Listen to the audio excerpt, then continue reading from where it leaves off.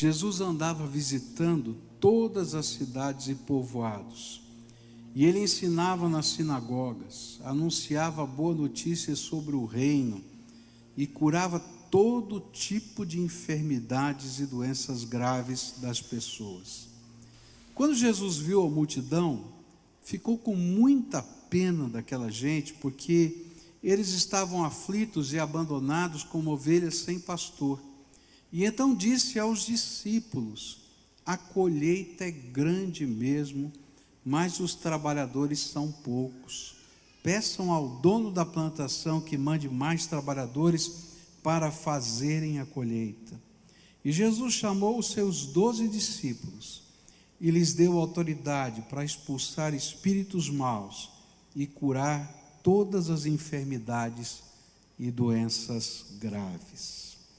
Pai querido, nesta hora tão preciosa de celebração, quando a tua igreja reconhece o chamado do Senhor na vida destes teus servos, e através da imposição das mãos, investe de autoridade esses teus filhos para a obra do teu ministério. Eu quero te pedir que o Senhor nos ajude a compreender a tua palavra e nos ajude, Senhor, a aplicar aos nossos corações a tua palavra. É aquilo que oramos em nome de Cristo. Amém, Senhor, e amém. Deixa eu ajudar você a entender o que está acontecendo aqui nesse texto. Jesus estava no seu ministério na Galileia e ele tinha como propósito terminar ali o ministério da Galileia e expandir para outras regiões do país. E os historiadores afirmam que a Galileia, naquela época, era uma região muito populosa, com cerca de 300 vilas e cidades. As vilas eram aqueles agrupamentos humanos que não tinham muros, e as cidades eram aquelas que tinham muros. E dizem os historiadores que naquele tempo, em média, moravam entre vilas e cidades, em média, cerca de 15 mil pessoas em cada uma dessas unidades. Ou seja, naquela época, Jesus já tinha visitado todas as vilas e cidades da Galileia. E quase que num trabalho de porta a porta, se a gente pode dizer assim, ele já tinha influenciado cerca de 3 milhões de pessoas, aproximadamente 3 milhões de pessoas. E vendo o que estava acontecendo na vida dessas pessoas, nas suas mazelas humanas, sociais, espirituais, e a necessidade que imperava de um trabalho que não tinha fim, ele vai dizer o que está aqui nos versículos 37 e 38. Então disse aos discípulos: a colheita é grande mesmo, mas os trabalhadores são poucos. Peçam ao dono da plantação que mande mais trabalhadores para fazerem a colheita. Jesus sabia que a colheita, o trabalho, era maior que o número de trabalhadores, e que a única solução para isso era que o Senhor, o Deus Todo-Poderoso, ouvisse o clamor desses trabalhadores e arrancasse esse povo, o seu povo, da acomodação e os lançasse na sua seara. E ele usa duas palavras fortíssimas, que quer dizer exatamente isso: arrancar e lançar. E então eu queria dizer para vocês que hoje foram ordenados: vocês são resposta da oração desta igreja. Vocês são resposta da oração dessa igreja. A gente tem visto o trabalho tão grande que Deus tem dado a ser feito, não somente a essa igreja, mas entre o povo de Deus no avanço do seu reino. E a gente tem orado: o Senhor manda trabalhadores para a sua obra. E Deus ouviu a oração. E quando Ele ouviu a oração, Ele falou com você. E cada um de vocês foi arrancado do lugar em que estava. E quando eu falo gente arrancado, é de verdade, tá? Porque a gente tem gente aqui que, para sustentar a sua família, pinta paredes. E o Senhor foi lá e disse: agora você vai ser pintor de paredes, mas vai ser pastor de ovelhas. Tem gente aqui que é mecânico, que trabalha com carro. E ele vai dizer: não, teu negócio não é mais peça não, de automóvel. Teu negócio é gente. Tem gente aqui que trabalha com estúdio, com música, e diz: olha, não é só música não, é pastoreio. Tem gente aqui que trabalha com comunicação, diz: não é só comunicação, é gente.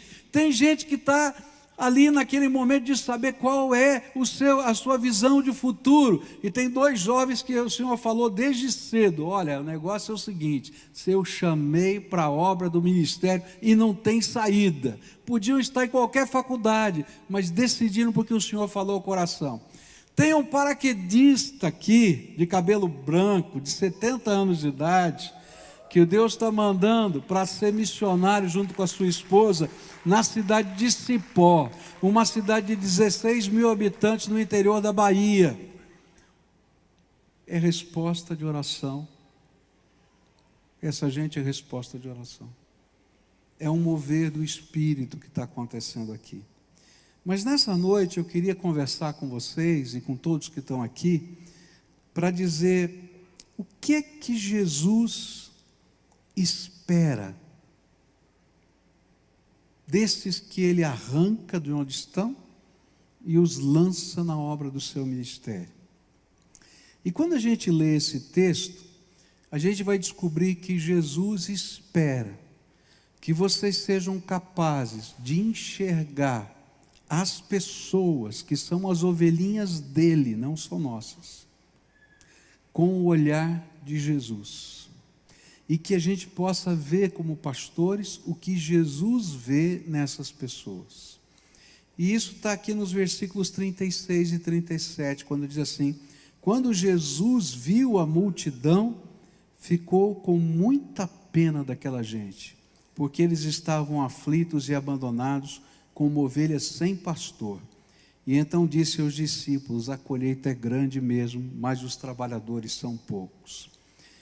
Quando eu olho para esse texto, eu descubro que Jesus quer que eu, como pastor, e vocês, como pastores, e todos quantos receberam uma porção do Espírito, se você recebeu o Espírito Santo na tua vida, essa é a vontade de Jesus para você também, que você seja arrancado do teu lugar e que você seja inserido na obra, talvez com responsabilidades diferentes, mas que você enxergue o que Jesus está vendo.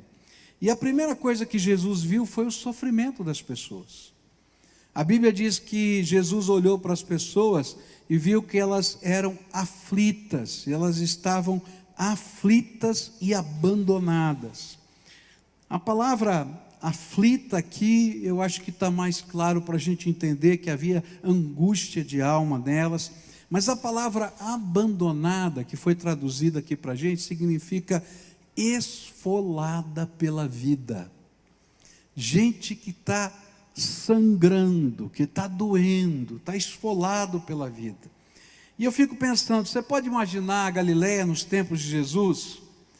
Se o Brasil tem problema de saúde pública, imagina a Galileia nos tempos de Jesus. Você pode imaginar a dor, o sofrimento daquele povo. Por isso, onde Jesus ia, ele era movido de compaixão e curava as pessoas. Mas os problemas não eram só no campo da saúde, mas também em todas as dimensões sociais: fome, miséria, exploração do pobre, opressão política. E isso fazia com que tudo isso fosse motivo de compaixão. E Jesus trabalhasse para mudar aquela realidade na vida das pessoas. E algumas coisas ele vai fazer que vão gerar até um entendimento errado do ministério dele. Um dia ele vai, e porque ele tem o seu coração movido de íntima compaixão, e ele vê o povo seguindo Jesus com fome no deserto, ele multiplica pães e peixes. E as pessoas dizem assim: agora nós achamos o Messias. Não porque ele era o salvador do coração, mas porque ele tinha multiplicado pães e peixes. E ele diz: vocês não entenderam nada. Ele era o Messias. mas não era aquele tipo de Messias que eles estavam pensando, político. Mas mesmo assim, ele estava preocupado com a transformação da realidade da vida daquelas pessoas. Eu quero dizer para vocês que o obreiro de Jesus, ele foi chamado para ver e não se conformar. Não dá para a gente ver e não se conformar, porque em nome de Jesus e no poder do Espírito Santo, Deus nos envia para fazer diferença aonde a gente pisa. E essa diferença é espiritual, moral, é social, porque a graça de Deus se revela na fraqueza da gente. E toda vez que o reino de Deus entra, há transformação em todos os seus aspectos. E essa é uma das missões que Deus está dando para vocês, de serem agentes da transformação no poder do Espírito Santo. Ainda que algumas pessoas imaginem que o negócio é só dar pão. E vocês vão ter que fazer como Jesus falou: olha, eu não sou esse tipo de pastor, ainda que eu também dê pão, mas eu sou aquele que está apontando para a vida eterna. O Senhor é assim, o nosso Salvador Jesus. Segunda coisa que a gente aprende nesse texto é que Jesus não via só o sofrimento humano, ele via o desespero e a desorientação das pessoas. E o texto vai dizer que aquelas ovelhas que ele estava vendo é como que ovelhas sem pastor. E a expressão ovelhas sem pastor nos mostra um rebanho desorientado, desesperado. E a cena que vem à minha mente é das pessoas correndo, tentando fazer algo, mas tão perdidos e desorientados que produzem mais dor e mais sofrimento. Então a gente está vendo o que está acontecendo, a gente não sabe o que fazer, corre um para um lado, corre para o outro, dá trombada aqui, dá trombada ali. E quando eu estava meditando nesse texto, me veio a cena que a gente assistiu na TV há anos atrás, de um incêndio lá em Santa Maria, de uma boate. Lembra da boate Kiss, lá em Santa Maria? E tem uma cena muito forte lá, de um homem pegando uma marreta e batendo na parede, porque as pessoas estavam desorientadas. Ele tinha conseguido sair de lá, mas ele viu que as pessoas que estavam lá dentro estavam desorientadas. As pessoas corriam em direção a uma saída, e eles viram uma luz, imaginaram que era uma saída, mas na verdade não era uma saída, era um banheiro, e eles morreram no banheiro. Lembra dessa cena? Foram para lá, morreram lá no banheiro por causa da fumaça. Outros tentaram sair, mas tinham umas barras de ferro, não é? E ali eles foram espremidos nas barras de ferro, que era uma espécie de caminho, para que ninguém saísse sem pagar. E aí então, eles foram espremidos naquelas barras de ferro. Outras já não conseguiram enxergar mais nada, porque só tinha fumaça. E aquela pessoa que tinha conseguido sair, sabendo do que estava acontecendo lá dentro, foi atrás de uma marreta e começou a bater na parede e abrir buracos na parede para sair a fumaça e para a gente, para as pessoas verem a luz da saída. Eu creio que Jesus estava olhando para a gente assim, perdida e desorientada, como ovelhas que não têm pastor, que não sabe o caminho. E aí Deus chama pessoas cheias do Espírito, que já estiveram na mesma condição e que conseguiram sair, para pegar uma marreta e abrir um buraco na parede e dizer: ainda tem esperança, pode sair. O que Jesus queria era que eu e você, e cada pessoa cheia do Espírito Santo, visse que esse mundo e esta sociedade, na maneira que ele vê, da maneira como ele enxerga a realidade, está perdido e desorientado. E que nós perdêssemos o nosso sono da acomodação e não nos conformássemos por saber que a gente pode abrir janelas, abrir espaços para que as pessoas possam ter caminhos para encontrar o sumo pastor, que é Jesus, o nosso Salvador. E é interessante que muitas dessas pessoas que a gente vai encontrar, elas estão perdidas e desorientadas nos seus valores, na sua fé, nos seus conceitos de vida, nos seus conceitos de família e sociedade. Estão perdidas, desorientadas. E elas precisam ser conduzidas a um futuro melhor que só a graça de Jesus pode dar.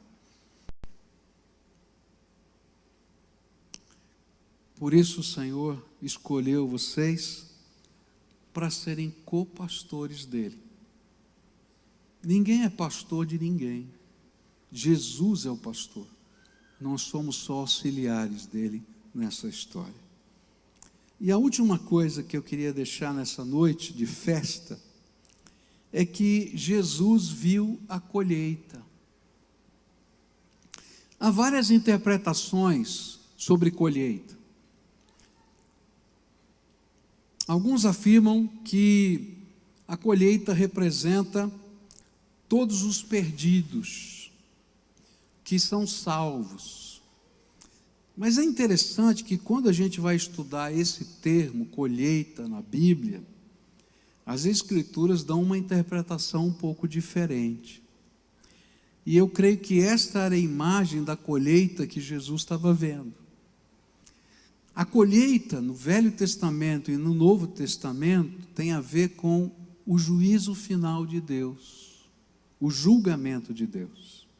Há vários textos que falam sobre isso.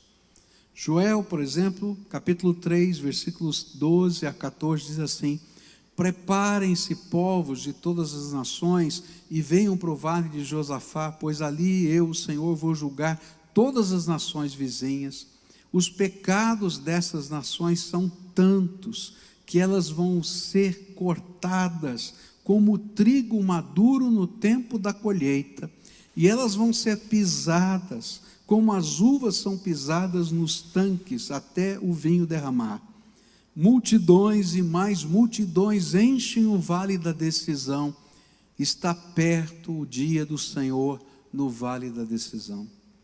Mateus 13, versículos 30, depois 40 até 43, diz assim: deixem o trigo e o joio crescerem juntos até o tempo da colheita.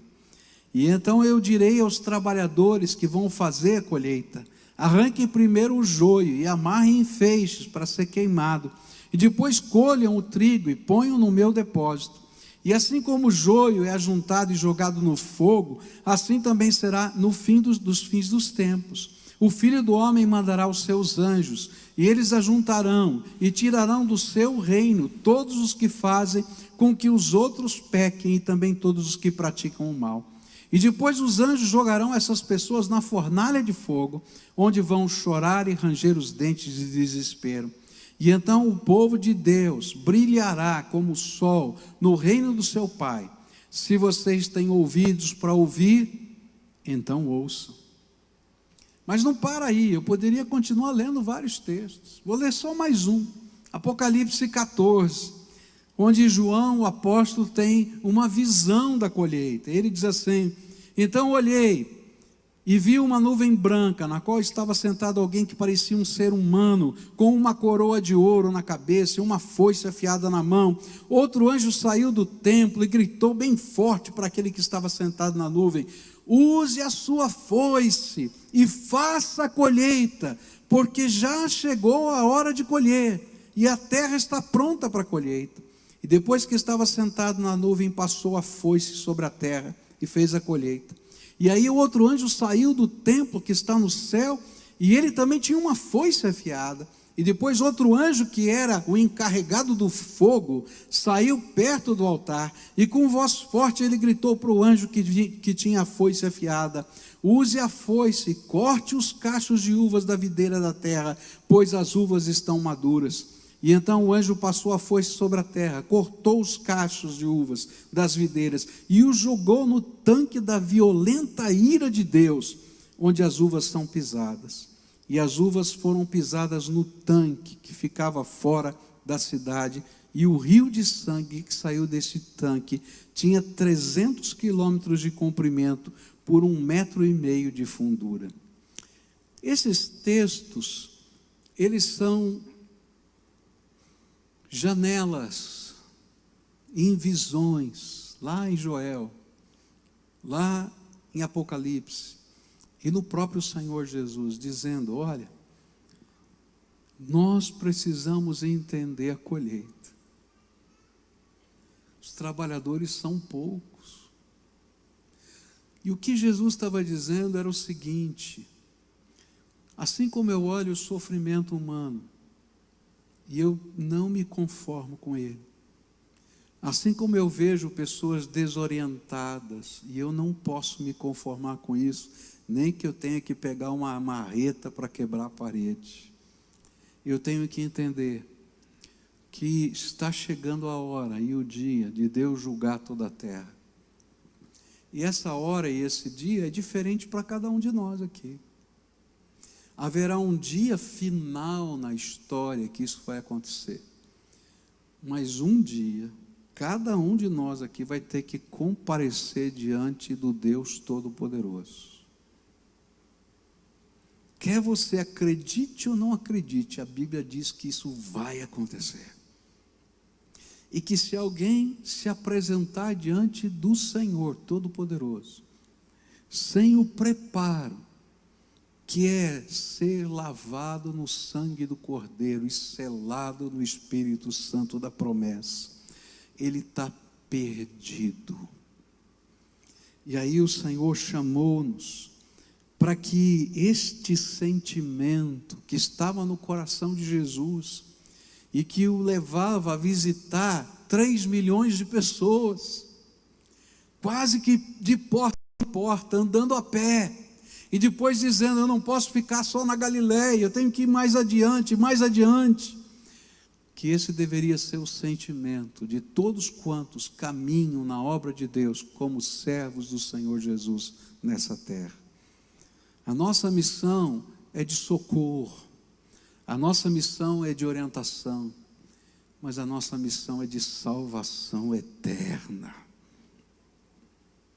Existe uma grande diferença entre ser um pastor e ser diretor de uma ONG. Como diretor de uma ONG, eu posso promover socorro. Quem sabe, como diretor de uma ONG, eu posso ter algum trabalho que atenue a angústia da alma das pessoas. Mas só alguém cheio do Espírito Santo pode levar pessoas à presença do Salvador Jesus Cristo. E sabe, tudo mais vai passar, mas aquilo que Deus semeia com graça no nosso coração permanece para toda a eternidade. Por isso hoje é um tempo de santa convocação divina para cada um de vocês e para cada um aqui cheio do Espírito Santo. Porque cada um de nós, como servos de Deus, podemos ser resposta da oração de uma igreja que enxerga o que Jesus está vendo nessa terra. Pessoas que são capazes de enxergar o sofrimento humano e não se conformar com eles. Porque movido de uma santa compaixão de Jesus, se oferecem como agentes de transformação. Pastores que orientam o rebanho de Jesus em meio à sua desorientação. Mas pessoas que não se conformam com a morte de qualquer ser humano sem salvação eterna.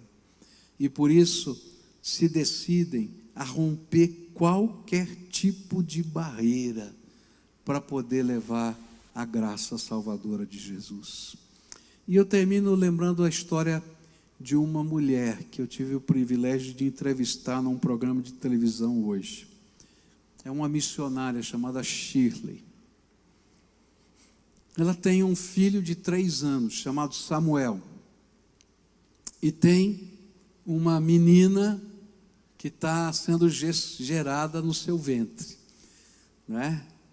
E ela é nossa missionária nas ruas da cidade de Curitiba, entre as mulheres de rua, casada, com esses 2 filhos, um que está vindo e outro que estava ali. Eu cheguei para ela e disse assim: minha filha, você, né, saiu lá de Natal, Rio Grande do Norte, para ser missionária em Curitiba. Tem formação nisso, naquilo outro. Casada, com um bebê de 3 anos, agora outro no ventre, e você aqui na rua, trabalhando com essas mulheres. Que loucura é essa? Explica para mim. E ela começou a contar a história dela. Ela começou a dizer que sempre tinha sido uma boa crente, criada no Evangelho, amando o Senhor, mas sabe aquela pessoa cheia de sonhos, de projetos, e há vários anos atrás, ainda bem novinha, o Senhor falou para ela: eu tenho um plano para a tua vida, e eu estou te chamando para esse ministério. E ela disse: Senhor, eu não vou não, porque eu tenho sonhos, eu tenho projetos, eu tenho alvos, eu quero galgar isso aqui na minha profissão, eu quero galgar aquilo, eu quero chegar a ter essas coisas aqui e acolá. Eu acho que ela não é diferente de muitos de nós que estão aqui, não é verdade? E aí um dia ela estava num culto, começou palavra, pregação e uma canção. E a canção dizia que ela, cantando, né, que daria toda a sua vida a Jesus. E o Espírito falou: você não dá não. Toda a sua vida? Dá não. E ela entrou em luta no seu coração. Ela falou: é verdade, Senhor, eu não tenho dado toda a minha vida para o Senhor. Então eu vou dar um passo de fé. E ela disse assim para o Senhor: eu vou dar 1 ano da minha vida para o Senhor. E ela se candidatou a ser uma missionária temporária, por 1 ano. E Deus a colocou no meio da Cracolândia. Durante 1 ano. E no meio daquele trabalho, vendo aquela gente aflita, esfolada pela vida, desorientada e perdida, indo para o inferno, o Senhor falou assim: você não vai me dar toda a sua vida? E ela, olhando para aquilo, disse: tá bom, Senhor, eu tinha dito 1 ano, agora é toda a minha vida. E aí ela se ofereceu ao Senhor e falou: Senhor, então talvez os meus sonhos não vão ser mais alcançados. E o Senhor disse assim para ela: olha, agora eu vou te dar os meus sonhos. E deu um marido para ela, e deu os filhos para ela. E quando ela disse para o seu marido: olha, você estavam para casar, e disse: você entendeu que eu sou missionária? Ele disse assim: eu entendi, o meu coração está no Senhor, e onde o Senhor te mandar, eu vou junto. Eu arrumo emprego em qualquer lugar desse Brasil. E Deus escuta essas orações, né, esses negócios assim, Deus escuta rapidinho. E ela estava lá, e tudo direitinho, e aí foi chamada para vir aqui para Curitiba. Ela olhou para ele, e ele disse assim: já te falei, eu vou em qualquer lugar desse país, porque eu também sou missionário e dei a minha vida toda para Jesus. Queridos, não tem jeito. Se a gente enxerga o que Jesus está vendo, não dá para se conformar. Então hoje, eu quero dizer, vocês são resposta da oração. Mas não é uma resposta para 1 ano, para um dia, é para o resto da vida. E o Senhor vai usar vocês para que Deus levante, através das suas orações, gente que está aqui, para serem resposta da oração da igreja, para fazerem diferença nessa terra. Que Deus abençoe vocês, onde Ele os colocar. Hoje vocês começam aqui, mas onde o Senhor os colocar.